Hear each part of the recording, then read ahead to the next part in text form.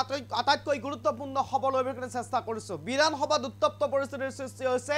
কলা কাপোৰ পৰিধান কৰি বিৰোধীয়ে প্ৰতিবাদ সাব্যস্ত কৰিছে। বিধায়ক ৰূপজ্যোতি কুৰ্মীৰ আচৰণক লৈ আজিও যেন উত্তপ্ত পৰিস্থিতিৰ সৃষ্টি হৈছে বিধানসভাৰ মজিয়াত আৰু বিৰোধীয়ে কলা কাপোৰ পৰিধান কৰি তীব্ৰ প্ৰতিবাদ সাব্যস্ত কৰিছে।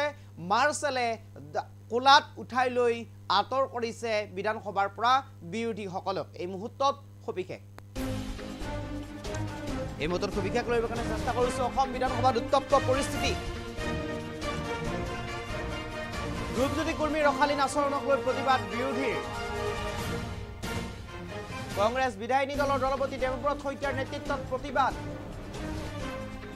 কলা কাপোৰ পৰিধান কৰি এই প্ৰতিবাদ বিৰোধীৰ। এই মুহূৰ্তত সবিশেষ লইবৰ কাৰণে চেষ্টা কৰিছো। তীব্ৰ প্ৰতিবাদ সাব্যস্ত কৰিছে বিৰোধীয়ে। এয়া দেখুৱাইছো দৃশ্যাংক কেনেদৰে কলা কাপোৰ পৰিধান কৰি বহি পৰিছে বিধানসভাৰ দুৱাৰমুখৰ সন্মুখত। প্ৰৱেশ কৰিবলৈ বাধা দিছে সকলোকে আৰু এনেদৰে বিধায়িনী দলৰ দলপতি কংগ্ৰেছ বিধায়িনী দলৰ দলপতি দেৱব্ৰত শইকীয়াৰ নেতৃত্বত এনেদৰে তীব্ৰ প্ৰতিবাদ সাব্যস্ত কৰা পৰিলক্ষিত হৈছে। অসম বিধানসভাত উত্তপ্ত পৰিস্থিতিৰ সৃষ্টি হৈছে। কলা কাপোৰ পৰিধান কৰি তীব্ৰ প্ৰতিবাদ সাব্যস্ত কৰা পৰিলক্ষিত হৈছে। ৰূপজ্যোতি কুৰ্মীৰ ৰখালীন আচৰণক লৈ প্ৰতিবাদ সাব্যস্ত কৰিছে বিৰোধীয়ে। আৰু এনেদৰে মই পোনে পোনে এম্বিয়েন্সৰ দৃশ্যাংক দেখুৱাৰ কাৰণে আহ্বান জনাম।